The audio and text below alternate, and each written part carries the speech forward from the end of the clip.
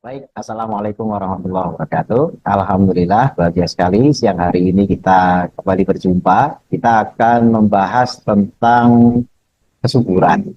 Ya, kesuburan sebenarnya bukan hanya bagi pengantin baru, ya, tapi juga pengantin lama pun tidak apa-apa kalau memang belum berhasil kan namanya ikhtiar. Ya, kalau pengantin baru kadang-kadang belum perlu ikhtiar barangkali ya, karena mungkin pas bulan 2 bulan ya masih ada waktu. Tapi kadang-kadang justru malah pengantin lama nih, ya, yang sudah ini sudah 2 tahun, 3 tahun, ya, walaupun kadang-kadang memang yang namanya rezeki keturunan itu bisa aja cepet, bisa juga lama. Nah, kadang-kadang pernah sampai 10 tahun lebih. Nah, ini tentu saja kita ingin berbagi apa saja nanti hal-hal yang perlu diperhatikan ya di dalam masalah kesuburan ini. Ini langsung saya share ya materinya untuk siang hari ini ya terkait dengan kesuburan bagi pasangan suami istri yang sedang memprogramkan ingin mendapatkan keturunan atau program hamil. Peran Habatus Sauda dan Zaitun dalam hal ini adalah produk Habats yang memang isinya adalah Habatus Sauda dan Zaitun dalam kesuburan pasutri pasangan suami istri yang sedang program hamil ya.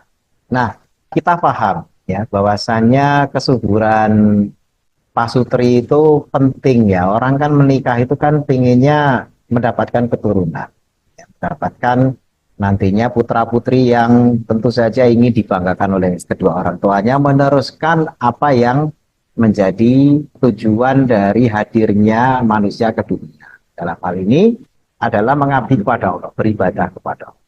Nah, kita pernah dengar kan ya yang namanya Nabi Yahya, Nabi Zakaria sebenarnya bapaknya, yang waktu sudah sepuh itu di surat Maryam yaitu berdoa kepada karena usianya udah sepuh, belum punya keturunan, ya terus berdoa dan akhirnya karena memang namanya berdoa itu kan berarti masih husnudon, ya namanya masih mau berdoa itu namanya belum putus asa.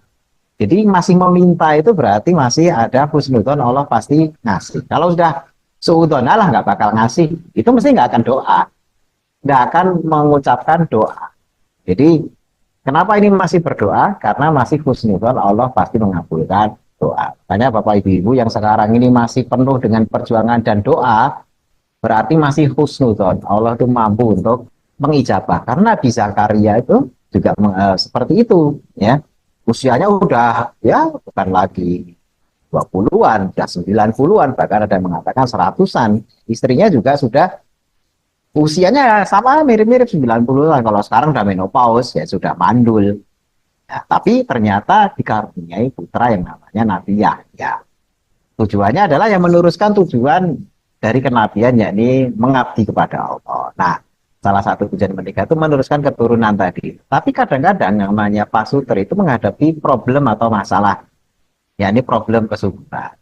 Nah, dalam hal ini ada istilah infertilitas atau ketidaksuburan. Infertilitas atau ketidaksuburan ini sesuatu yang menakutkan. Apalagi pasangan suami istri yang tadinya ya begitu menikah kan happy, yang adanya happy aja, honeymoon sana semari seneng dan sebagainya, tapi begitu nanti sebulan 2 bulan 3 bulan ya dapat haid, terutama yang sedang lagi pengen punya momongan ya negatif mulu, dicek negatif negatif nggak pernah positif, itu mulai khawatir apalagi sudah masuk tahun pertama tahun kedua. Nah, ini sesuatu yang menakutkan. Nah, ini jeleknya kadang-kadang terus saling curiga, oh, jangan-jangan suaminya nih yang masalah, jangan istrinya nih yang masalah, gitu ya, saling. Jadi kadang-kadang untuk masalah mendapatkan momongan ini aja sudah bikin keluarga itu tidak harmonis, saling curiga dan sebagainya. Makanya ini suatu masalah yang harus dituntaskan. Nah, definisi infertil atau tidak subur. Kalau fertil itu subur, kalau infertil tidak subur. Nah, infertilitas atau ketidaksuburan, nah ini Mbak Angel mesti paham karena bidan beliau ya, jadi masalah infertilitas paham ya. Itu definisinya tidak subur itu adalah ketika sudah menikah ya selama setahun tapi belum mendapatkan kehamilan atau istrinya itu belum hamil. Nah, dengan catatan berhubungan suami istri aktif, jadi bukan LDR, satu di Jerman, satu di Indonesia gitu ya. Ketemunya nanti ya ketemu sekali nggak ngapa-ngapain bisa lagi ya kayak gitu-gitu kan, menikah 2 tahun juga nggak ada apa-apanya, orang ketemunya jarang gitu, sekali ketemu juga tidak kumpul suami istri gitu. Jadi ini adalah menikah sudah setahun belum mendapatkan keturunan gitu, atau belum mendapatkan kehamilan, terus berhubungan suami istri itu aktif, dengan catatan lagi berhubungan suami istri aktif tidak menggunakan kontrasepsi, karena ada yang memang menyengaja tidak mendapat keturunan karena diatur. Wah, si istrinya bilang, mas kita setahun ini jangan punya dulu ya, lagi ngerampungin kuliah atau apa ya, itu urusan internal rumah tangga lah gitu. Atau si bapaknya, wah jangan punya ini dulu ya, nanti aja tahun kedua karena ekonomi lagi gak bagus atau apa gitu ya, itu terserah. Tapi intinya menikah sudah setahun belum mendapatkan kehamilan ya, dan hubungan suami istri aktif tanpa kontrasepsi, ini sudah disebut sebagai infertil. Jadi kalau yang direncana memang pakai kontrasepsi itu bukan infertil, memang sengaja tidak disuburkan. Atau yang tidak berhubungan suami istri ya itu belum terbukti tidak subur. Tapi kalau aktif setahun ya, tidak LDR ya, di rumah bareng ya, hubungan suami istri juga aktif tapi tidak menggunakan kontrasepsi gitu ya, dan tidak mendapatkan keturunan, itulah baru disebut infertil atau tidak subur. Kadang-kadang infertil itu anak pertama, kadang-kadang anak pertama berhasil, begitu anak kedua infertil. Nah itu hal-hal yang memang ya bisa menimpa siapapun. Ada ibu-ibu yang anak pertama cepet tuh menikah, suami istri mungkin lagi happy, lagi enjoy gitu, nggak ada stres dan lain sebagainya, langsung dapat keturunan gitu ya. Nikah baru 3 bulan sudah positif gitu kan, langsung nanti setahun kemudian sudah punya keturunan lah. Nah begitu mau merencanakan yang kedua, nggak KB juga, setahun 2 tahun nggak juga dapat, itu namanya juga infertil. Jadi infertil bisa bisa anak pertama, bisa juga anak kedua atau anak berikutnya. Karena situasi kesuburan seseorang itu bisa berubah. Saat menikah subur semua, tapi begitu setelah menikah dapat keturunan satu atau dua, yang ketiga itu entah lakinya atau suaminya, entah si perempuan atau istrinya, itu tiba-tiba punya masalah. Nah ini kita akan membahas tentang infertilitas ini atau ketidaksuburan. Nah sebab ketidaksuburan pada wanita, karena ini kita harus bagi ya, jadi memang harus intinya itu fair. Yang namanya tidak subur itu bisa dari laki-laki maupun dari perempuan. Nah makanya nanti ini menjadi PR, sebab infertil wanita berarti ini PR untuk wanita. Nanti sebab infertil pria itu juga jadi PR untuk pria, karena kadang-kadang ya di era sekarang ini yang namanya wanita itu selalu disalahkan. Wah ini pasti si perempuannya dan sebagainya. Nah, terus laki-laki seakan-akan nggak ada masalah. Begitu suruh cek nggak mau. Nah ini harus dua-duanya memiliki komitmen mengatasi kendala atau masalah yang ada. Makanya kita akan belajar ini satu bab dulu, sebab infertil wanita. Nanti kita akan bahas yang laki-laki juga. Nah, dari wanita yang menyebabkan infertil atau tidak subur, itu yang pertama kondisi fisik dan usia. Kondisi fisik maksudnya apa yang bisa mendukung? Itu obesitas. Obesitas itu bisa menyebabkan kesuburan menurun. Ya, dari obesitasnya. Kan berulang kali kemarin juga penyakit-penyakit asam urat, GERD, kemudian juga diabetes dan sebagainya itu membahas juga obesitas. Nah, ternyata obesitas bisa mengganggu kesuburan juga, gitu ya. Jadi ini memang kemana-mana obesitas ini. Makanya nanti saya sudah menjanjikan kita akan bahas tentang obesitas ini, caranya menangkal gimana, pakai habat bisa gitu ya. Nanti kita bikin tema tersendiri. Tapi intinya obesitas harus ditangani gitu ya. Karena ini bisa menyebabkan infertilitas. Kemudian kalau usia, ini usianya sudah, ini nikahnya sudah di usia 40 tahun ke atas. Itu momen kesuburan wanita, ya puncak kesuburan itu di 20 sampai 30. 30 ke atas itu biasanya di medis disebut sebagai kehamilan yang risti. Ya, risti itu resiko tinggi.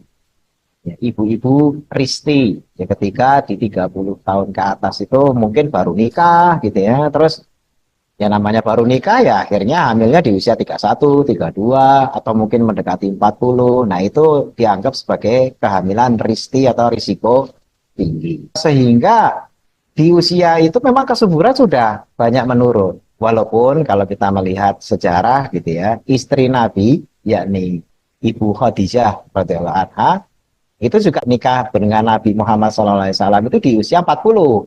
Nabi usia 25. Tapi ya punya keturunan juga banyak gitu ya. Artinya kondisi ini memang masing-masing, tetapi yang namanya usia di atas 30 apalagi 40 tahun ke atas itu usia yang mendekati menopause. Menopause itu biasanya di usia sebelumnya ya.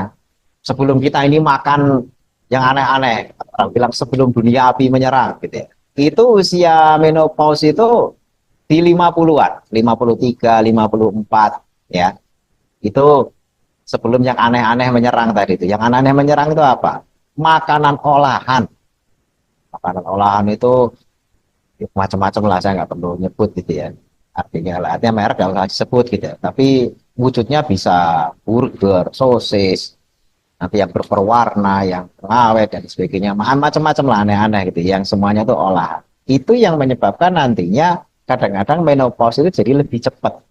Belum lagi stresor tinggi dan sebagainya. Sehingga ada wanita sekarang ini ada menopause dini itu di usia 41, 42. Itu menopause dini. Harusnya kan di 50-an. Nah, itu menyebabkan juga infertilitas di usia baru 39, 38 itu udah susah.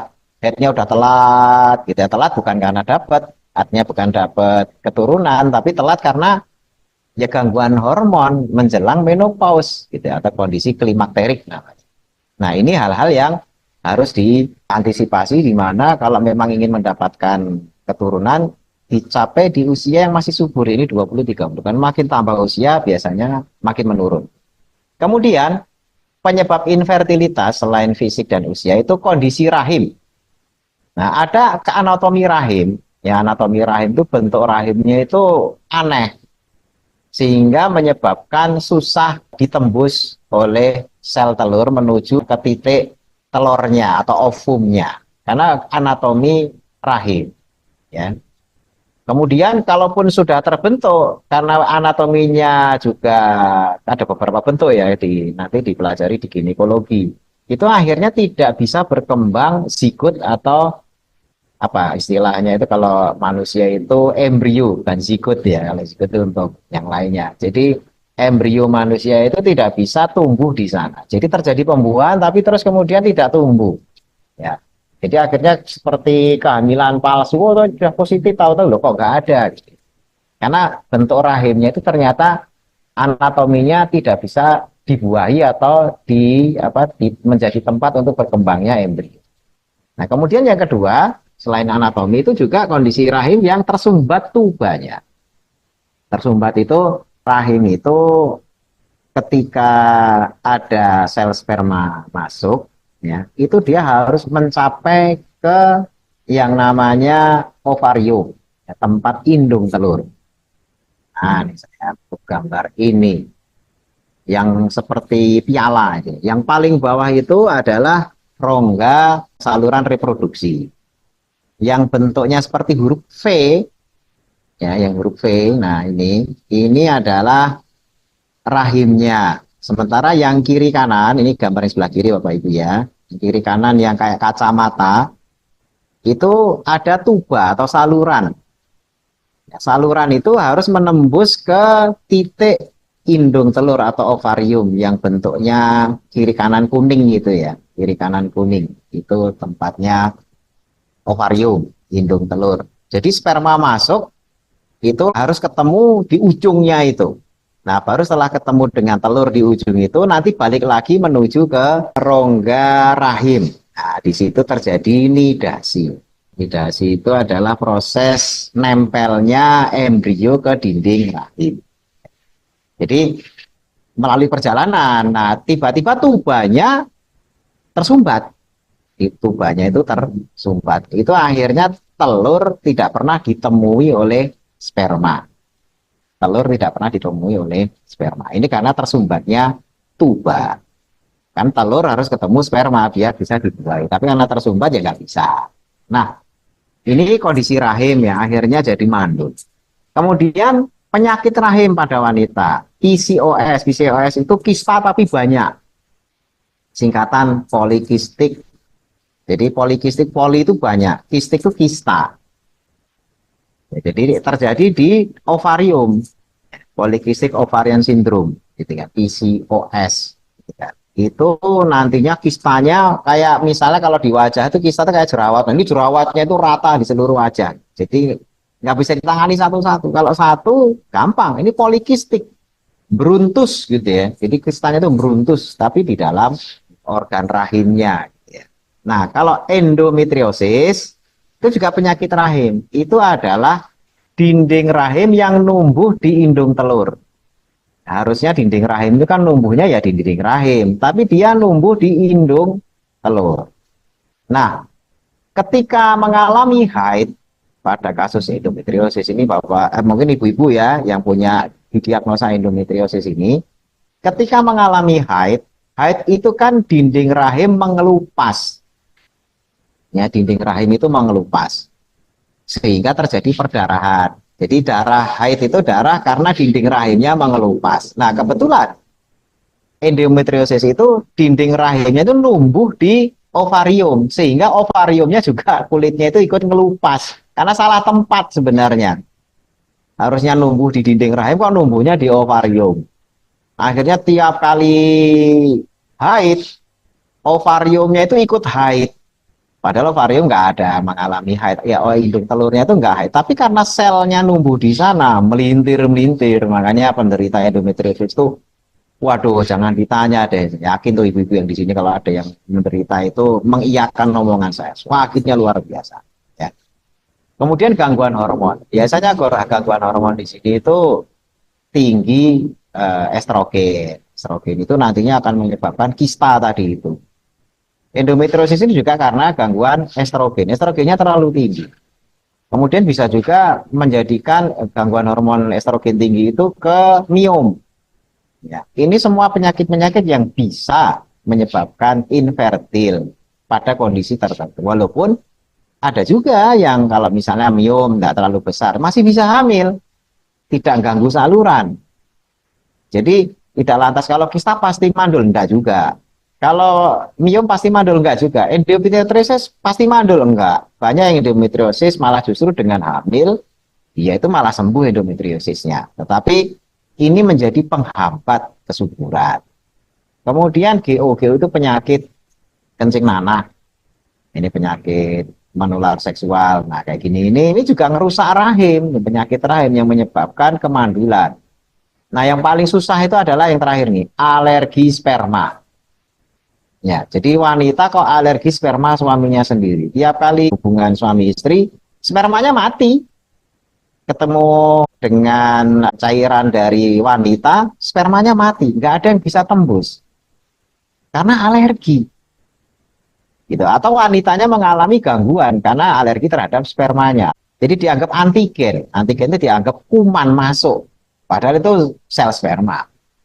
Sehingga dibunuh semuanya oleh antibodinya si istri. Itu sistem imun itu.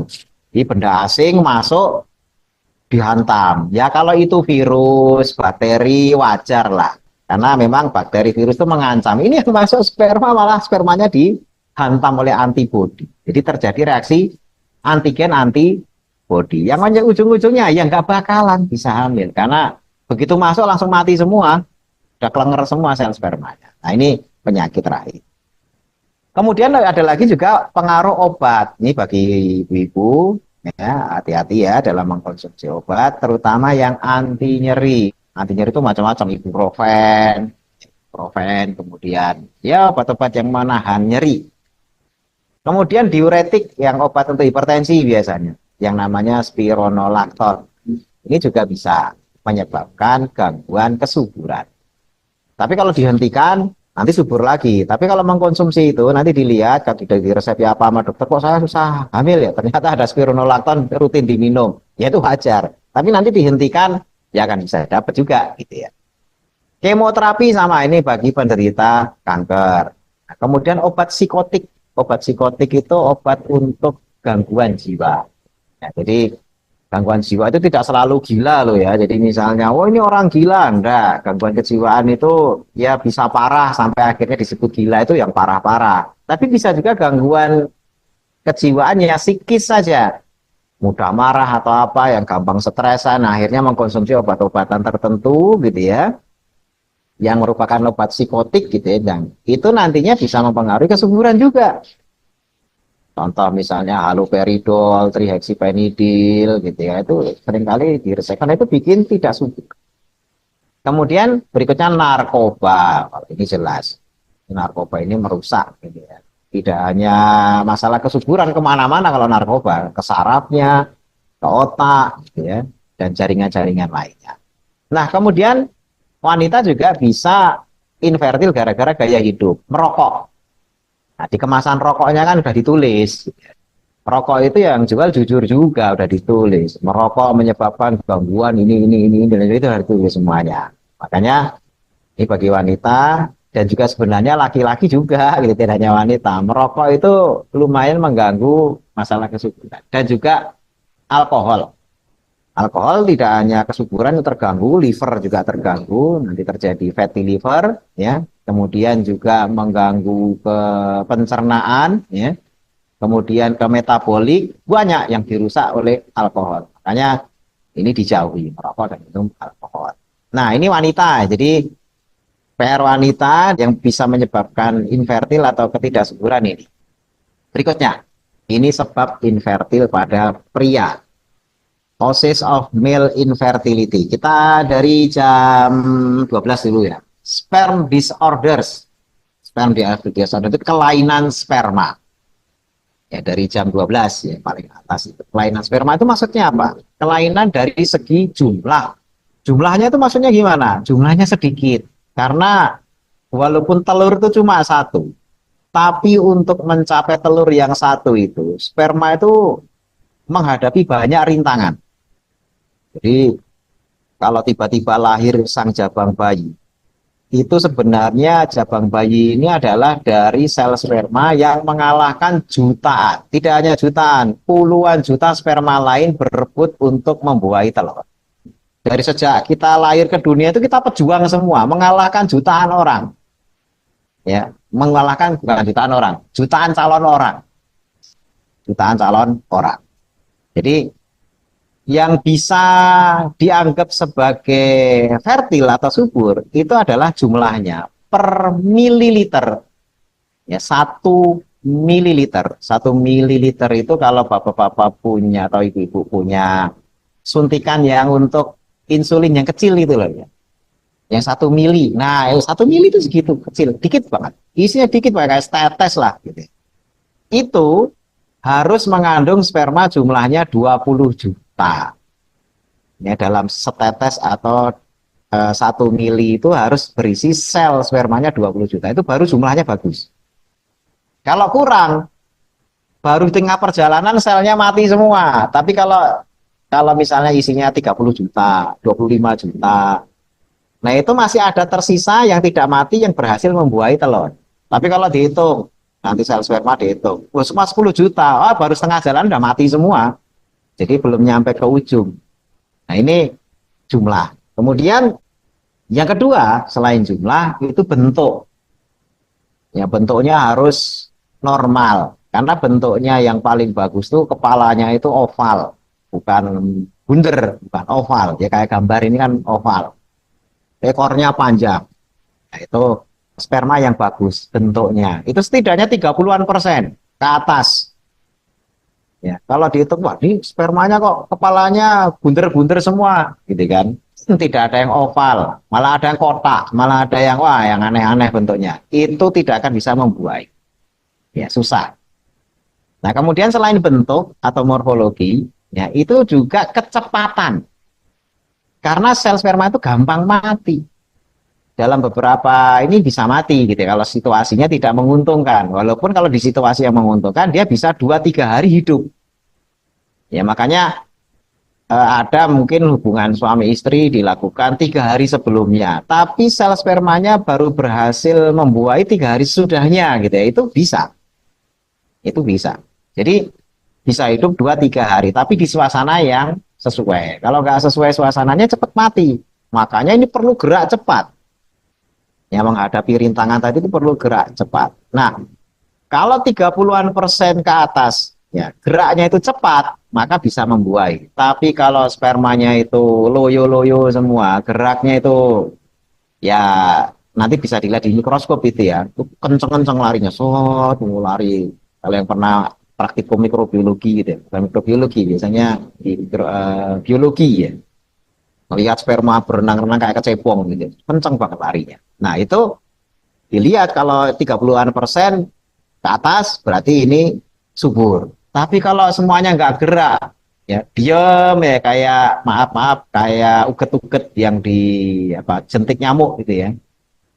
Jadi dia mas gerak-gerak tapi dia nggak gerak melaju gitu. Nah itu ya ini bisa infertil namanya tidak subur karena tidak berjalan kemana-mana. Kemudian retrograde ejaculation, ejakulasi retrograde itu ejakulasinya balik. Ketika sel sperma itu dikeluarkan balik lagi. Nah kenapa bisa balik? Karena salurannya tersumbat. Nah ini ada sumbatan. Sehingga ketika keluar cairan tidak ada sel spermanya, hanya cairan atau kita sebut sebagai ya cairan semen, tapi tidak ada sel spermanya. Ini masalah. Sehingga ketika dicek, kok nggak ada spermanya? Itu bisa jadi yang keluar tuh hanya cairan biasa, tidak mengandung sel sperma. Kemudian imunologic infertility, nah kasus imunologi tadi itu yang alergi suami istri tadi itu, ya. Kemudian masalah hormon, testosteronnya kurang, jadi kejantanannya kurang. Ini juga menjadi infertilitas sehingga maaf terjadi yang namanya disfungsi seksual, ya. Jadi senjatanya laki-laki itu tidak apa namanya ya, tidak berfungsi, ya. Sehingga ya otomatis tidak bisa membuai. Kemudian medication, obat-obatan yang menyebabkan kemandulan pada pria. Obat-obatan hormon ada juga, disuntikkan lah, akhirnya orangnya malah gak subur itu ada. Atau obat-obatan yang lainnya. Kemudian obstruction itu sumbatannya. Kalau retrograde ejaculation itu peristiwanya. Kalau obstruction itu sumbatannya. Jadi sperma tidak bisa keluar karena ada sumbatan. Nah kalau varikokel yang warna hijau itu, varikokel itu varises tapi terjadi di skrotum. Skrotum di kantong pelir. Kenapa terjadi varikokel ini menyebabkan ketidaksuburan? Jadi begini Bapak-bapak. Ini perlu diketahui buat Bapak-bapak ini ya. Yang namanya kantung pelir itu kan tempat tumbuhnya sel sperma. Disitulah produksi. Nah, suhu yang paling baik itu adalah 3 derajat di bawah suhu tubuh. Ya, 3 derajat di bawah suhu tubuh. Artinya, kalau suhu tubuh itu 37, ya dia harusnya 34. Itu optimal produksinya. Makanya maaf, ini agak, bukan jorok ya, bukan ngomongan jorok. Ini ngomongan dewasa, jangan dipikir jorok. Ketika di hawa yang panas, kantong pelir itu kan kemudian skrotumnya itu ototnya mengendor, sehingga dia menjauh ya dari tubuh, ya menjauh dari tubuh, mengendor. Kenapa? Karena suhunya dia jangan sampai kemanasan, udah panas, kalau nempel ke tubuh makin panas, itu makin tidak subur, makanya dia kendor, sehingga testisnya turun. Ya. Nah kalau yang hawa dingin naik, itu biar menjaga suhu di bawah 3 derajat dari suhu tubuh. Karena kalau terlalu jauh, terlalu dingin, nggak produksi juga.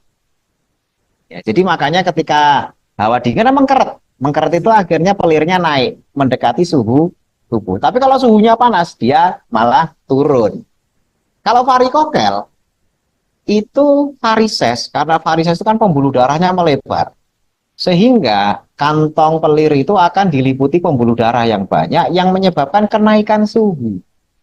Jadi, kantong pelirnya itu memproduksi sel spermanya di suhu yang tidak ideal, akhirnya jadi mandul. Ini kenapa varikokel ini hati-hati gitu ya, bagi laki-laki. Kalau ada varises di daerah kantong pelir, segera ditangani gitu ya, biar nantinya bisa mendapatkan keturunan. Karena itu bisa menjadi penyebab kemandulan. Nah, manfaat habatus sauda. Nah, kali ini produk habat itu ada habatus sauda, nanti juga ada zaitunnya. Masing-masing punya manfaat. Yang pertama, manfaat pertama ini adalah memperbaiki jumlah sperma. Ini risetnya banyak banget. Baik dari sejak level skripsi, ya tesis, gitu-gitu sudah banyak. Baik uji coba kepada binatang, ya kepada manusia pun juga sudah. Jadi dia akan memperbaiki jumlah. Yang tadi dikatakan minimal 20 juta per mililiter. Ada penelitian-penelitian yang membandingkan sebelum dan sesudah mengkonsumsi habatus sauda dibandingkan. Itu angkanya meningkat. Kemudian tadi kan sperma disorder tadi itu salah satunya adalah morfologi, memperbaiki bentuk. Jadi biar kepalanya itu oval, ekornya panjang, ya. Itu paling tidak di 30% ke atas gitu ya. Itu baru nantinya morfologi itu bisa dianggap subur. Jadi ini juga ada penelitiannya. Ini riset-risetnya kalau yang memang menghendaki, itu banyak di jurnal-jurnal nasional maupun internasional.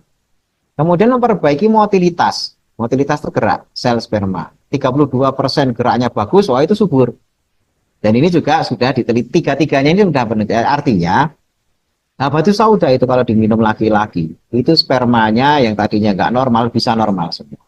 Saya pun pernah meresepkan ke saudara saya gitu ya. Punya gangguan itu hanya butuh waktu 2 sampai 3 bulan tuh langsung subur. Dicek lagi itu, sebelumnya memang nggak subur, jumlahnya apanya, wah pantesan sekian tahun nikah nggak ini gitu ya. Begitu dicek setelah minum apa namanya habatus sauda 2-3 bulan ya, saya ingat gitu ya, itu langsung kondisinya membaik, semuanya sudah normal. Nah kemudian juga bisa meningkatkan hormon testosteron. Ini pun juga pernah diteliti. Yang tadi yang kita bahas dia gangguan hormon itu, testosteron itu hormon kesuburan, hormon vitalitas, makanya bisa menambah stamina. Staminanya, kelelakian itu kan letak hormonnya di testosteron yang menyebabkan otot itu bisa lebih kuat gitu ya, kelihatan lebih jantan, bulu dada tumbuh gitu. Pokoknya ciri-ciri kejantanan ada itu karena hormon testosteron. Kita kalau perempuan ya, perempuan itu hormon kewanitaan itu estrogen. Ya, itu yang menyebabkan kulit lebih halus, gitu. Tidak tumbuh kumis, gitu kan. Kalau wanita kok tumbuh kumis itu testosteronnya mungkin tinggi. Apalagi yang bewokan, nah itu malah masalah, gitu ya. Berarti itu mungkin di kromosomnya bermasalah, gitu ya. Nah ini untuk laki-laki ya. Kalau untuk wanita, habatus sauda diminum untuk wanita gimana? Dia akan memperbaiki hormon LH, luteinizing hormon. LH itu luteinizing hormon. Nah, LH atau hormon luteinizing ini adalah di wanita itu untuk meningkatkan kesuburan. Kenapa? Karena memperbaiki ovum atau telur pada kualitas telur pada wanita. Karena ada telur yang tidak berkualitas yang kadang-kadang dibuahi itu, atau misalnya gini, telurnya produksi yang setiap bulan itu kan wanita produksi 1 telur yang dimatangkan. Kalau calon telurnya jutaan. Jadi di indung telur wanita itu kalau diperiksa secara mikroskopis gitu ya, itu ada cadangan telur itu jutaan. Tapi setiap bulan cuma lepas 1. Nah, lepas 1 ini begitu lepas ya, dia mateng. Nah, hasil pelepasannya itu kalau mateng ini tidak segera dibuahi akan kemudian memproduksi hormon-hormon tertentu. Hormon ini yang menyebabkan nanti kulitnya mengelupas terus haid. Di haid itu proses dari pelepasan, sebelumnya ada ovulasi gitu ya, pematangan telur, telurnya mateng. Kalau tidak dibuahi ya, itu nantinya akan menghasilkan hormon-hormon yang menyebabkan haid. Jadi haid itu efek dari telur yang tidak dibuahi. Makanya kenapa kalau telur itu berhasil dibuahi terus tidak haid. Ya begitu, wah ini telat ini. Cek, oh strip 2 positif, nah, happy gitu ya. Tapi kalau wah ini negatif, ya berarti ya setelah itu mesti haid gitu ya. Setelah itu mesti haid karena tidak dibuahi teman. Jadi kalau usianya taruhlah menopause 50, mulai haid usia 10, berarti 40 tahun itu ya berapa telur yang dilepas? Ya tinggal 40 kali 12 karena tiap bulan itu kan 1 misalnya. Ya, bulan 1. Jadi 40 kali 12 ya sekitar 400-an sekian telur yang dilepas ya. Tapi yang jadi manusia karena ketemu sel sperma kan cuma berapa? Kebetulan ada yang anaknya dua, ada yang anaknya satu, gitu ya. Karena telur-telur yang lain itu tidak terbuai. Jadi setiap bulan itu satu matang. Nah, ada yang ketika telur itu berproses untuk dilepas, itu kopong. Kopong itu kualitasnya nggak bagus. Sehingga ketika ketemu sperma, ya nggak jadi. Yang seringkali disebut sebagai blighted ovum. Blighted ovum telurnya itu kopong.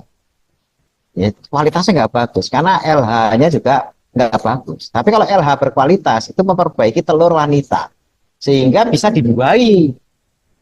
Ya kalau blighted ovum nggak bisa dibuahi. Kalaupun bisa tiba-tiba ada yang membuahi gitu ya, sel sperma membuahi, itu juga nggak akan bisa jadi janin.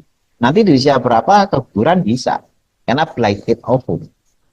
Karena telur kosong lah, ibaratnya hanya nemu cangkangnya saja. Kalau kita nemu telur itu, wah ini temu telur, telur ayam, dibuka lo kok kosong ya, karena memang nggak ada isinya. Ya. Nah sehingga di sini ya batu sauda untuk laki perempuan berefek. Ya tidak hanya ini laki aja, atau perempuan saja, tidak laki perempuan. Kalau misalnya ada problem, dua-duanya minum, oke. Kemudian menangani juga penyakit yang mendasari masalah kesuburan, seperti kista, endometriosis, itu terkait dengan hormon estrogen. Nah, itu nanti ada mekanismenya tersendiri. Artinya untuk pengobatan kista atau endometriosisnya. Yang mendasari kenapa kok terus jadi tidak subur, itu bisa ditangani dengan batu sauda. Nah, lantas kalau untuk habas ini apakah hanya batu sauda aja isinya? Oh, tidak. Ada zaitunnya. Ya, zaitun ini manfaatnya apa sih kok ada zaitunnya? Nah, untuk masalah vitalitas ya, ternyata zaitun ini juga bisa menambah vitalitas baik pria maupun wanita. Bahkan nanti bisa di-searching nih, bisa di-searching silakan. Ini seperti Viagra alami. Wah, ini Viagra kan mahal ya. Masukin aja keyword ke googling gitu kan. Zaitun, Viagra alami. Muncul tuh banyak artikel, ada jurnalnya juga.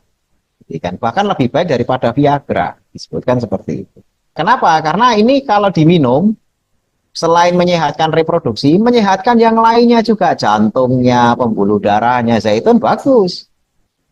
Kalau minum Viagra kan hanya untuk vitalitasnya aja, ke jantung malah berdebar atau nanti timbul efek samping dan sebagainya. Tapi kalau zaitun tidak. Kemudian sama seperti batu sauda tadi, ini pun juga meningkatkan testosteron. Jadi nanti akan bersinergi antara batu sauda dan zaitun, kalau dikonsumsi bersinergi memproduksi meningkatkan hormon testosteron. Kalau produk yang lain banyak juga yang bisa meningkatkan testosteron, tidak hanya batu sauda zaitun. Tapi dalam hal ini kita produk ini memang benar-benar dikombinasikan untuk vitalitas ini bagus. Nah, terus yang lain mencegah obesitas. Nah, ini nanti insya Allah akan kita bahas. Gimana sih? Kok bisa zaitun? Ada risetnya nggak? Oh, ada. Ya ternyata obesitas itu kan salah satunya dipicu oleh orang itu makan nggak kenyang-kenyang. Habis ini makan lagi, makan lagi, makan lagi. Nah, zaitun itu punya rem. Ya, punya rem agar orang itu memberikan rasa kenyang lebih lama. Sehingga tidak gampang ngemil. Ini salah satu manfaatnya. Makanya ini bisa mencegah obesitas yang kalau obes itu kan bisa menyebabkan tadi kesuburan itu berkurang. Kemudian berikutnya meningkatkan peluang hamil pada wanita lebih tinggi. Ini riset. Ya, riset di satu jurnal gitu ya. Wanita-wanita di Mediterranean ya. Itu di riset itu mereka yang minum zaitun dengan yang tidak ya. Itu ternyata yang minum zaitun itu berpeluang untuk hamil lebih tinggi daripada yang tidak minum zaitun. Ini peluang ini kan macam-macam ya penyebabnya. Apakah karena menimbulkan rasa nyaman ya, karena hubungan suami istri itu kan harus enjoy. Makanya kenapa kalau sudah nikah setahun, 2 tahun, 3 tahun belum punya keturunan makin sulit, karena ketika berhubungan suami istri itu yang ada khawatir ini nanti berhasil nggak. Kalau yang maaf ini ya, kadang-kadang kita ngelihat tuh prihatin juga dengan anak-anak sekolah belum nikah ya, itu malah gampang banget tiba-tiba hamil gitu aja ya, karena mereka melakukannya enjoy. Mereka melakukannya enjoy, senang-senang, nggak ada tanggung jawab, nggak ada beban. Akhirnya sekali 2 kali langsung hamil. Akhirnya sekolahan ribut dan sebagainya ya. Mungkin kurang pendidikan adab, akhlak dan sebagainya. Tapi gampang banget kok. Kalau itu kok nggak nikah malah gampang banget. Ya mereka melakukannya enjoy. Begitu bener-bener nikah kok susah ya, karena ada beban. Waduh, ini nanti tambah stresnya. Hanya ini hal yang apa namanya, ketika minum zaitun itu banyak hal terjadi yang menyebabkan peluang untuk hamil itu lebih tinggi, karena banyak yang bisa dihasilkan dari zaitun ini terhadap faktor intrinsik, faktor dari dalam wanita yang nantinya apakah itu pematangan telurnya atau yang lain-lainnya itu lebih bagus. Kemudian menangani penyakit penyebab infertilitas. Sebenarnya habatus sauda juga diabetes zaitun bagus, habatus sauda juga bagus. Diabetes ini bisa menyebabkan infertilitas juga. Selain juga disfungsi seksual. Berawal dari disfungsi seksual akhirnya infertil. Ya. Nah, ditambah juga ini ya bisa meredakan PMS. Ya, PMS ini gangguan hormon. Wanita jadi lebih apa ya, emosional, ngamuan gitu ya. Terus moodnya jadi buruk dan lain sebagainya. Ini pengaruh hormonal sebenarnya. Dan ini dengan minum minyak zaitun ini hormonalnya jadi stabil.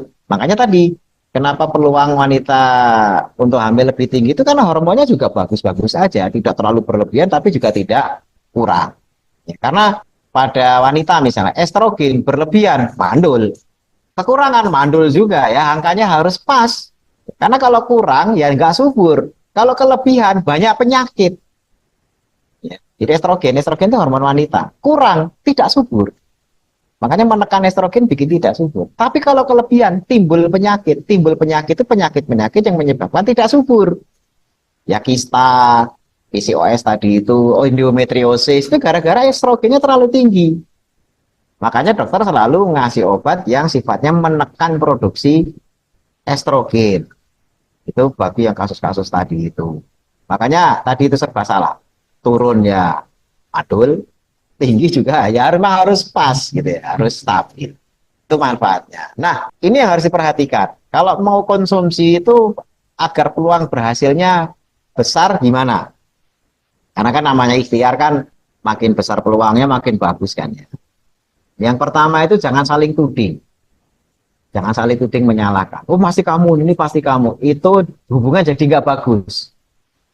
Ya hubungan jadi nggak bagus. Nanti malah rentetannya ke sana kemari gitu ya. Malah suami istri itu malah bisa retak rumah tangganya. Ya bahkan kalaupun nggak retak rumah tangganya, stres. Nah stres inilah yang membebani, yang akhirnya tidak subur itu tidak tertangani. Ya. Jadi jangan saling tuding menyalahkan. Yang ada kalaupun misalnya udah diketahui, oh suaminya atau istrinya gotong royong, bagaimana ini disembuhkan. Bukan terus, wah kamu kan bener kan dari dulu. Ya dulu kan nggak pernah waktu ketemu kenalan juga nggak pernah bahas itu gitu ya. Ya karena hal-hal seperti ini kan kadang-kadang tabu dibicarakan. Baru kenal, mungkin pacaran, ta'aruf atau apa, tiba-tiba nanya situ mandul nggak gitu. Itu kan agak aneh gitu ya. Kalau mau nerus, kalau nggak ketahuan mandul ya ketahuan mandul dari mana. Apa nikah itu harus dicek dulu ini mandul nggak? Itu kan ya nggak juga. Gitu kan tahunya kan setelah berjalan pernikahan. Makanya kalau sudah berjalan pernikahan kan sudah punya komitmen mau gotong royong. Jadi laki atau suami ataupun istri ketika ada masalah ya disokong, dibantu. Kalau istri yang bermasalah ya suaminya harus pengertian. Yuk ditangani bareng-bareng. Jangan nyalain terus tiba-tiba nyari yang lain. Wah, itu udah memang niatnya gak bagus gitu ya. Jadi ditangani yang baik.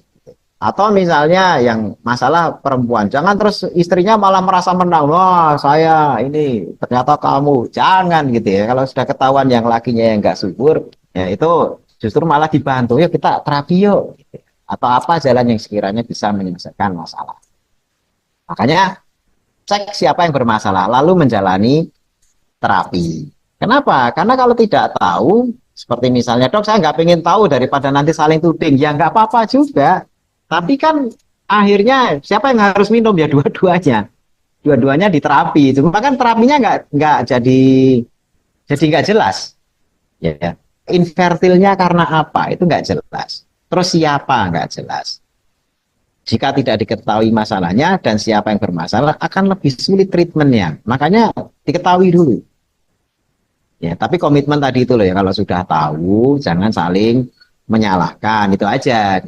Nah kalau untuk habatus sauda dan zaitun itu habas ini kita awali dari 2 kali 3, pagi 3 sore 3 itu dosis awal ya. Biasanya saya langsung bisa ke 2 kali 5, pagi 5 sore 5. Itu kalau wanitanya yang bermasalah ya wanitanya aja. Jadi itu monitoring setelah 3 kali masa haid, 3 kali masa haid. Ya, tapi kalau sudah diketahui enak gitu kan. Misalnya gini, oh ini hanya karena apa misalnya endometriosis, ya bisa diterima. Atau LH-nya kurang bagus, bisa. Ya, jadi untuk keluhan-keluhan yang memang sudah clear. Tapi kalau belum susah. Ternyata misalnya ada masalah di alergi sperma. Ya ini habatus sauda agak susah juga karena tidak semuanya bisa dengan herbal. Makanya ini kita treatment itu diawali dari pemeriksaan dulu apa masalah. Nah, kondisi yang sulit ditangani herbal ada juga, tidak semuanya oh ini minum ini selesai sapu jagat rampung gitu, enggak juga. Contohnya kasus apa? Sini nih. Azoospermia. Azoospermia itu tidak ada sel sperma. Nah ini ada dua jenis. Yakni spermanya nggak ada karena sumbatan. Kalau karena sumbatan, ini berarti tubuhnya produksi, tapi tidak terkirim keluar karena tersumbat. Ini azoosperma karena tersumbat. Kemudian azoospermia karena memang tidak produksi. Nah, kalau yang ini susah. Jadi, kalau yang ini susah. Itu pun tidak produksi nanti bisa dicek. Nah, kalau varikokel tidak produksi karena varikokel, varikokel yang ditangani. Tapi kalau memang kelainan bawaan, memang testisnya tidak produksi, ini yang kadang-kadang ya namanya herbal itu nggak bisa. Biasanya suntik hormon, hormon dari luar agar memacu produksi sperma. Makanya tidak melulu, oh ini herbal bisa ini. Kalau makanya dicek dulu, dicek dulu. Kalau azoospermia ini nanti bertingkat, apakah tidak produksi atau sumbatan. Kalau tidak produksi ya berarti suntik hormon. Kemudian sumbatan, sumbatan ini ya berarti tidak terus minum habatus sauda atau zaitun atau habas terus nanti sumbatannya plong, enggak. Sumbatan saluran sperma ataupun saluran telur atau tuba itu harus ditangani sumbatannya. Artinya apa? Kalau saluran tuba itu biasanya ada istilah di balon. Balon itu dimasukkan kayak balon yang belum ditiup. Nah, itu dimasukkan di sela-sela sumbatannya itu. Kemudian ketika sudah di sumbatannya itu ditiup balonnya. Jadi akhirnya melendung. Nah, karena melendung sumbatannya terbuka di balon. Balon. Ada balon ditiup di situ akhirnya salurannya buka. Itu tindakan, berarti bukan karena kalau minum apa-apa ya nggak selamat ya ada tindakan ya akan tertutup terus gitu ya. Termasuk saluran sperma juga. Kemudian kelainan anatomi. Ada bentuk-bentuk rahim yang memang ya tidak kondusif untuk dibuat. Nah, kalau ini ya memang susah. Ganti rahim juga rahim artifisial atau apa juga nggak ini gitu ya. Artinya memang ini akan susah ditolong kalau kelainan anatomi. Varikokel juga nggak bisa pakai herbal. Varikokel itu harus ditangani varisesnya. Karena itu yang menyebabkan suhu di pelirnya itu menjadi naik. Yang menyebabkan tidak produksi sel sperma atau sel spermanya mati gitu ya. Itu menyebabkan kemandulan. Hanya varikokel ini tindakannya ya varikokelnya bisa biasanya sih dioperasi atau tindakan yang lain terkait varikokel. Tapi kalau dengan herbal ini sulit ditangani. Imunologi ya yang terkait alergi sperma tadi, wah ini juga ya apakah bisa dengan bayi tabung? Nah itu masih dimungkinkan karena alerginya itu kan tinggal alergi di mana, apakah karena lendirnya yang alergi atau yang lainnya gitu kan. Tapi kalau sel sperma dan telurnya itu langsung ditemukan, nggak usah ketemu yang lain-lainnya, bisa jadi tidak alergi. Itu dianalisa alergi sperma ini alergi di mana. Tapi ini memang tidak bisa dengan herbal, sulit ditangani dengan herbal karena yang alergi sperma. Kemudian penyakit kelamin kronis, ya artinya kayak tadi GO, kencing nanah udah kronis. Itu pakai habatus sauda biasa susah. Dia harus dengan antibiotik, itu pun harus dosis tinggi, itu pun juga pengawasannya ketat oleh rumah sakit dan sebagainya. Sehingga ini kondisi-kondisi yang sulit ditangani dengan herbal. Makanya kenapa perlu cek dulu. Itu biar kita tidak nyalain herbalnya. Misalnya mandul karena tersumbat. Saya sudah minum habatus sauda, habis 5 botol kok enggak. Lah kalau tersumbat memang nggak bisa ditolong, sumbatannya harus dijebol dulu. Ya sekarang misalnya minum habas, sudah subur, produksi spermanya tinggi, dia hubungan suami istri gitu ya. Tapi spermanya kesumbat nggak keluar, ya percuma juga. Disuburkannya berhasil, tapi spermanya nggak keluar. Nah makanya sumbatannya ditangani itu tidak dengan herbal. Makanya sekali lagi ini kenapa perlu diperiksa sebabnya gitu kan. Kalau misalnya mau blind trial, udah pokoknya saya nggak cek dulu. Itu biasanya kita menganjurkan 2 kali sampai 3 kali masa haid. Udah nggak usah cek sperma, nggak usah apa. 3 kali masa haid minum, kok tidak ada hasil, baiknya cek. Karena bisa jadi ternyata ada kejadian yang sulit ditangani oleh herbal ini. Kalau dari menurut riset-riset, 2 bulan itu aja udah membaik, spermanya membaik, wanitanya subur dan sebagainya. Tapi kalau 2-3 kali masa haid itu kok belum juga berhasil, konsumsi herbal ini. Bukan herbalnya nggak berkhasiat, tapi bisa jadi memang kondisinya dari pasangan laki dan perempuan, ya suami istri ini memiliki keluhan-keluhan yang tadi itu kondisi yang sulit ditangani. Azospermia, sumbatan saluran sperma, saluran telur atau tuba, kelainan anatomi, varikokel, imunologi, dan juga mungkin penyakit kronis ini tadi. Jadi itu patokannya. Karena kan kadang-kadang mau cek takut gitu kan. Pengen langsung konsumsi aja ya monggo coba dulu trial gitu ya. Tapi jangan lama-lama. 2-3 bulan nggak berhasil segera cek. Ya, jangan saya belum mau jangan segera cek biar tahu. Nah, sebagai penutup, setiap masalah ada solusinya. Masalah infertilitas juga ada jalan solusinya. Agar tuntas, masalahnya itu juga harus diketahui dulu. Ya, diketahui masalahnya apa nih. Jangan saya pengen solusi. Lah masalahmu apa? Belum cek. Lah gimana? Orang belum cek kok pengen diselesaikan problemnya. Problemnya aja belum diketahui kok mau diselesaikan. Apanya yang mau diselesaikan? Jadi masalahnya harus diketahui. Dengan apa? Dengan diagnosa. Sehingga akan diketahui juga solusinya apa. Oh ini cukup dengan herbal. Udah, nggak usah pakai operasi, nggak usah pakai aneh-aneh. Gitu ya. Tapi kalau memang, oh ini memang tersumbat Pak, ya selama ini herbal bisa nolong. Kalau tersumbat kayak gitu, itu ada sumbatnya ya harus nah misalnya bapak ibu hidungnya mampet karena maaf punya upil misalnya. Ya terus minum habatus sauda kok nggak plong-plong juga lah, itu upilnya dibersihin gitu ya. Jangan dibiarkan ada di situ. Minum habatus sauda sebotol juga nggak akan bisa hilang orang itu, masalahnya cuma tinggal mau nggak bersihin kotoran hidungnya kan gitu. Intinya sama. Gitu. Oh itu contoh sederhana tuh ya, itu contoh sederhana. Makanya harus diketahui problemnya apa gitu ya. Kalau memang hanya cukup dengan herbal, tangani dengan herbal, nggak usah operasi, nggak usah macam-macam gitu. Setelah tahu tapi ya, kalau belum tahu ya tadi trial. Habat mengandung minyak habatus dan zaitun bisa digunakan sebagai ikhtiar masalah infertilitas. Berdasar riset, kalau membutuhkan risetnya, baik yang uji klinis maupun yang lainnya kita ada. Tidak semua masalah kesuburan bisa ditangani hanya dengan herbal. Ada yang harus dengan tindakan khusus. Kombinasi bisa, ya. Artinya kedua-dua jalan terapi atau jalan kesembuhan itu ditempuh untuk bisa menghasilkan hasil yang diinginkan.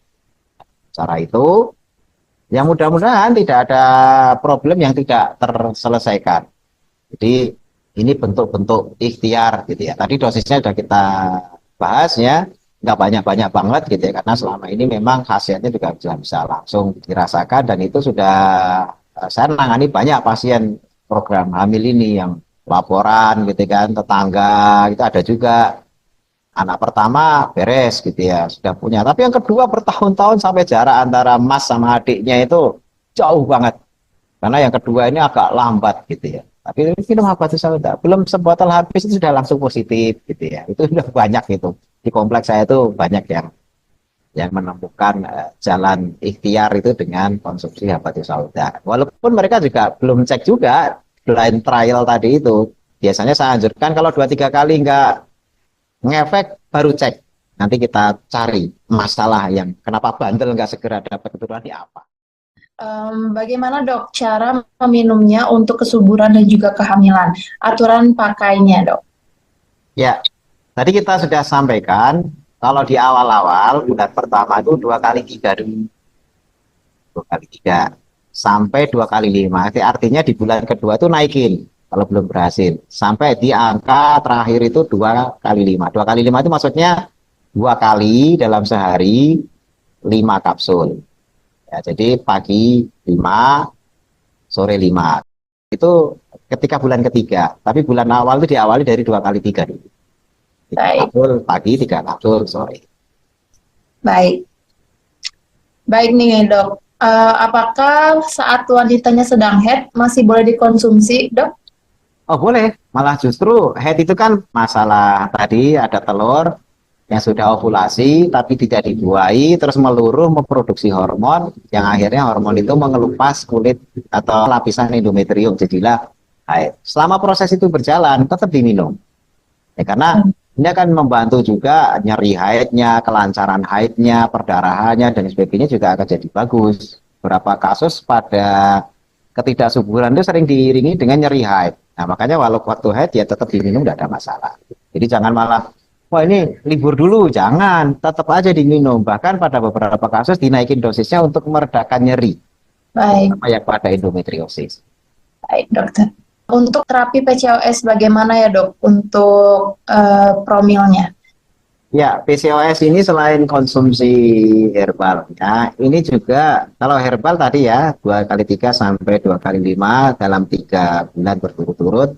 Tapi untuk PCOS ini kan khas ya, polikistik ya, kista yang banyak tadi yang beruntus tadi itu kaitannya sama asupan gula. Jadi PCOS itu selalu terkait sama gula. Penderitanya biasanya juga obes, walaupun tidak semua, tapi rata-rata obes dan asupan gulanya itu tinggi. Ya, jadi asupan gula itu tidak terus gula pasir, bukan ya. Karbohidrat itu gula. All carb is sugar. Ya, jadi semua karbohidrat itu adalah gula. Nah, jadi jangan disangka saya nggak suka manis-manis, dok. Oh, ada gula yang gurih. Bala-bala itu gula juga gurih, tapi ya karena itu tepung. Ya, tepung itu berarti kan gula. Ya, jadi kadang-kadang kita pas sudah terbayang namanya gula itu mesti manis-manis. Padahal saya nggak pernah manis-manis, dok. Tapi bala-bala rutin, misalnya. Atau nanti makanannya itu yang bangsa tepung-tepung tinggi apa itu, walaupun rasanya gurih. Nah, gula gurih ini yang kita itu kadang-kadang tidak menganggapnya sebagai gula. Efeknya seperti gula pasir juga, gitu kan. Nah, makanya hal-hal ini harus dikurangi karena kalau gulanya tinggi itu akan menyuburkan PCOS-nya. Ya, PCOS itu akan subur ketika asupan karbohidrat baik gula yang manis maupun gula yang gurih tadi itu akan memperparah PCOS-nya. Sehingga harus diikuti diet low carb. Jadi karbohidratnya dikurangi. Ya, makan yang manis apa buah manis-manis dan sebagainya itu dikurangi gitu. Itu yang nantinya akan membantu penyembuhan. Tapi kalau makannya masih maruk, tepung masih maruk dan sebagainya. Nah, makanya dokter itu seringkali selain pengobatan hormonal, itu kalau PCOS dikasih obat gula metformin. Ya, metformin itu kadang-kadang atau bahkan menjadi protokol sebagiannya dikasih metformin. Metformin itu obat gula. Bu Bidan tahu juga ya, PCOS itu kadang-kadang oleh dokter dikasih metformin. Itu tujuannya mengendalikan gulanya. Nah, makanya saya nggak tahu ini penanyanya ini apakah obes atau tidak, tapi rata-rata itu penggemar makanan yang karbohidratnya tinggi. Entah es krim, entah bala-bala tadi, entah minuman kekinian, entah mungkin judulnya burger, tapi burger pun juga sekarang daging plus tepung, ya ada ini tepungnya tersembunyi di dalam daging, gitu. Bahkan malah banyakkan tepungnya daripada daging, gitu ya. Judulnya bakso, itu kan meatball. Ya, tapi banyakkan tepungnya 90%, dagingnya cuma 10%, ya sama aja, itu gula yang gurih tadi itu. Nah, ini dok, ada kasusnya dok ya, beliau itu sebelum hamil, itu rutin, haidnya itu teratur ya dok ya, kemudian juga masa siklusnya juga teratur, tidak ada nyeri dan lain sebagainya, tetapi saat sudah menikah, beliau itu telat haid sampai 50 hari.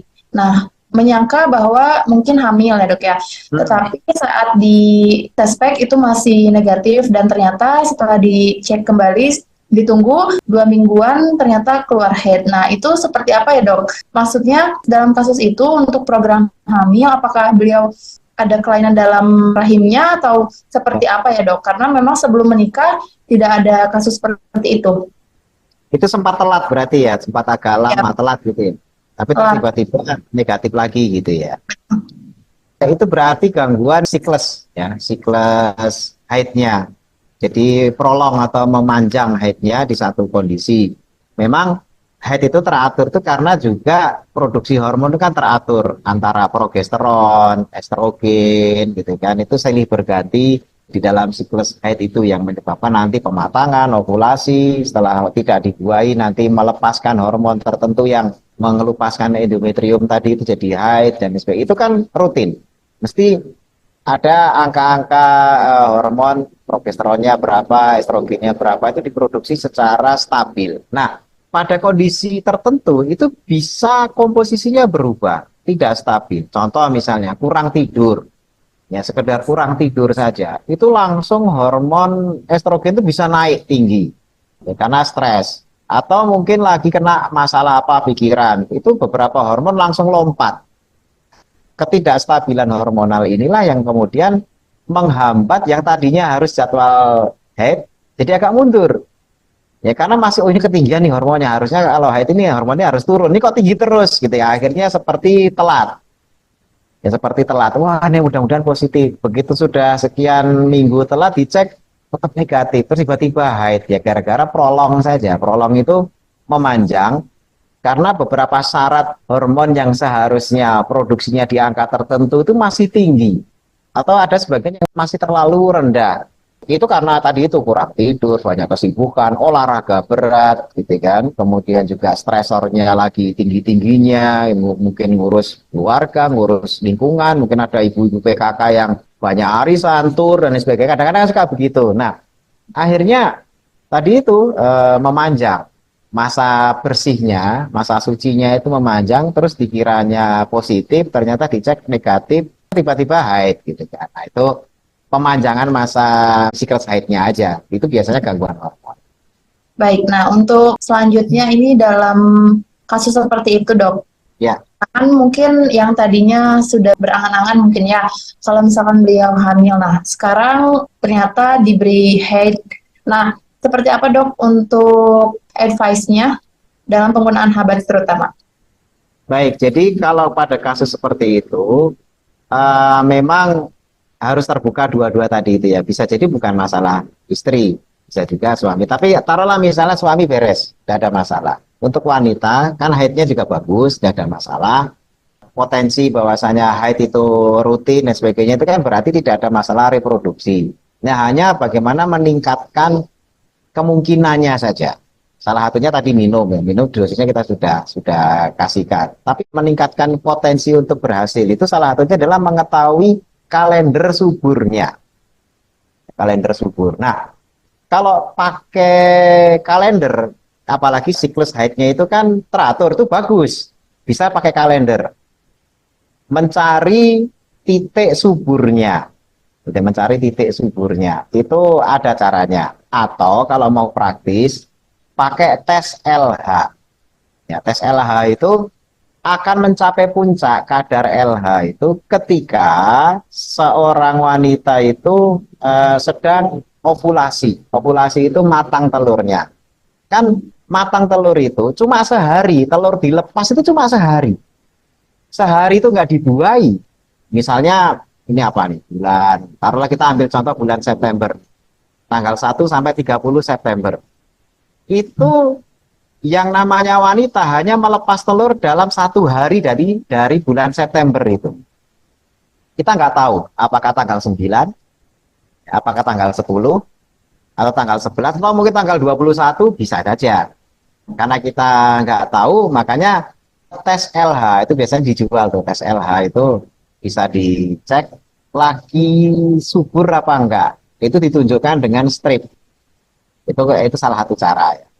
Dicek stripnya, oh LH-nya lagi tinggi-tingginya lah, malamnya atau hari itu juga hubungan suami istri.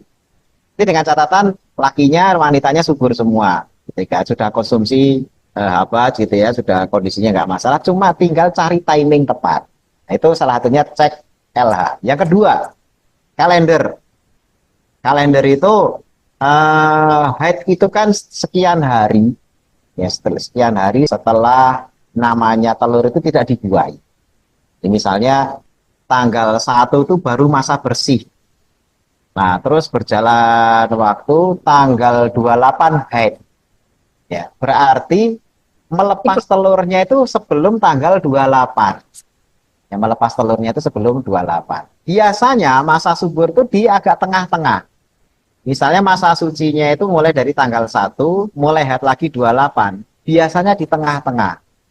Nah, tengah-tengah ini kan nggak tahu. Tapi ingat, tadi saya sampaikan, sperma itu ketika hubungan suami istri, itu bisa tinggal di rahim istri itu 2 sampai 3 hari. Contohnya misalnya gini, dari tanggal 1 sampai 28 itu punya potensi subur tuh misalnya di tanggal 16 atau mungkin 17 atau mungkin 18. Kita nggak tahu. Karena nggak tahu, maka di tanggal-tanggal mendekati atau pas masa subur itu hubungan suami istri intens. Tiap hari. Ya kalau perlu itu rajin-rajinnya di tanggal-tanggal itu. Yang lainnya libur nggak apa-apa. Pas tanggal itu usahakan lagi rajin-rajinnya. Itu untuk mengatur biar nantinya kalaupun bukan tanggal misalnya ternyata tanggal 17 tapi dari sejak tanggal 14, 15, 16 itu sudah hubungan itu masih ada sel sperma yang tinggal di sana yang nantinya membuahi ketika sel telurnya itu matang. Jadi memang kuncinya adalah menunggu telur itu matang itu kita memang nggak tahu. Tapi kalau di tanggal-tanggal menjelang pematangan telur itu hubungan suami istri, itu akan meningkatkan keberhasilan. Nah, kalau pengen tahu benar, pakai tes LH. Itu dijual, stripnya itu dijual biasanya. Tes LH itu begitu, oh ini subur. Ya sudah, hari itu segera suami istri melakukan hubungan untuk tingkat keberhasilan untuk membuahkan kehamilan. Itu trik dan tipsnya. Nanti bisa dicoba nih yang hadir di sini yang menghendaki keturunan. Baik, Ya, Dok. Ini ada pertanyaan, Dok. Katanya ingin mempunyai anak laki-laki nih, Dok, yang spesifik ya. Ya, ini ada tips sebenarnya ya. Tips itu ini terkait asam basa. Ya, karena tapi ini teori-teori semua ya. Saya pribadi kebetulan alhamdulillah anak laki itu ada 6 ya. Laki ada 6, anak perempuan juga ada 6. Jadi Waduh, Masya Allah. nggak ada tips trik tertentu tapi ya 6 semuanya alhamdulillah 12 tuh sepasang 6. Tapi ya waktu itu ya random aja ketika tidak ada tips khusus. Tapi memang kalau nanti mempelajari posisi. Jadi begini, kan ada sperma X dan juga ada sperma Y. Sperma X dan Y. Kalau telur itu adanya X. Kalau sperma X membuahi telur X, maka kromosomnya XX, itu jenis kelaminnya perempuan. Tapi kalau sperma Y membuahi telur X, maka sperma Y ini nanti jenis kelaminnya karena XY itu adalah laki-laki. Jadi bagaimana meningkatkan potensi sperma Y itu bertemu dengan telur X, sehingga itu jenis kelaminnya nanti akan laki-laki. Nah, tipsnya gitu ya, tipsnya itu adalah sperma Y itu umurnya pendek. Jadi yang bisa nginep sampai 3 hari tadi itu adalah sperma X. Itu biasanya jenis kelaminnya perempuan. Artinya misalnya kumpulnya hari Rebo, tapi ovulasinya itu terjadi Kamis, itu cenderungnya perempuan. Karena yang bisa bertahan seharian semalaman di rahim wanita itu sperma X. Sperma Y udah mati semua itu. Ketika sperma Y-nya itu masih ada, telurnya belum matang, ya nggak akan terbuahi. Tapi begitu besoknya, pas telurnya matang, masih ada sperma X, anaknya perempuan. Makanya tipsnya, maaf ini nggak apa-apa ya, ini semuanya udah nikah kan ya? Mbak itu udah nikah ya?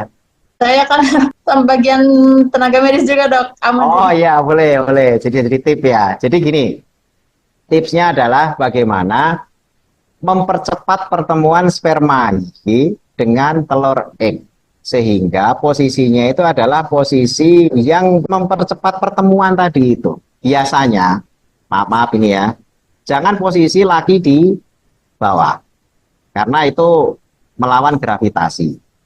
Tapi posisi missionary itu laki-laki di atas, itu akan menyebabkan sperma Y itu gampang berkompetisi segera menemui telur egg. Itu salah satunya. Nah, kalau yang lain-lainnya itu ada menyebutkan sifat asam basa. Nah, terkait dengan makanan gitu ya. Tapi itu masih belum terbukti. Tapi yang paling terbukti itu masalah umur tadi. Karena sperma Y itu adalah sperma yang gampang mati, sehingga kalau bisa segera dipertemukan dengan telurnya. Karena dia geraknya cepat. Cepatnya luar biasa. Sperma egg itu letoid, lelet gerakannya, tapi panjang umur. Ya, sehingga kalau bisa tadi ketemu sama telurnya itu pas bener-bener ovulasi. Karena kalau ovulasinya besok, yang ketemu kecuali kalau maaf setiap hari itu hubungan suami istri, itu kemungkinan dapat laki-lakinya besar. Itu salah satu tipsnya, karena memahami watak atau sifat dari sel sperma. Baik. Ini maksudnya apa yang harus cepat? Maksudnya itu ini ya, yang cepat itu spermanya Bapak Ibu ya. Jadi bukan geraknya atau gimana ya itu, tapi Iya, spermanya yang duluan. motilitas ya, motilitas itu gerakan spermanya. Ketika setelah keluar, dikeluarkan oleh suami, masuk ke dalam rahim istri, itu kan berenang-renang semuanya, kenceng sekali. Nah, sperma Y itu kenceng sekali gerakannya. Sperma egg enggak, tapi sperma Y ini gara-gara kenceng larinya gampang mati. Makanya segera dia harus ketemu telur. Nah, kalau belum ketemu telur, gara-gara belum matang telurnya, ya segera mati. Nah, yang egg ini kan sabar, nggak cepat mati, sabar, nunggu. Tiba-tiba ketemu egg sama egg ya perempuan, gitu kan. Baik. Untuk dapat perempuan itu nggak ada tips khusus, lebih gampang dapat. Tapi kalau yang Y itu tadi harus, tadi itu triknya.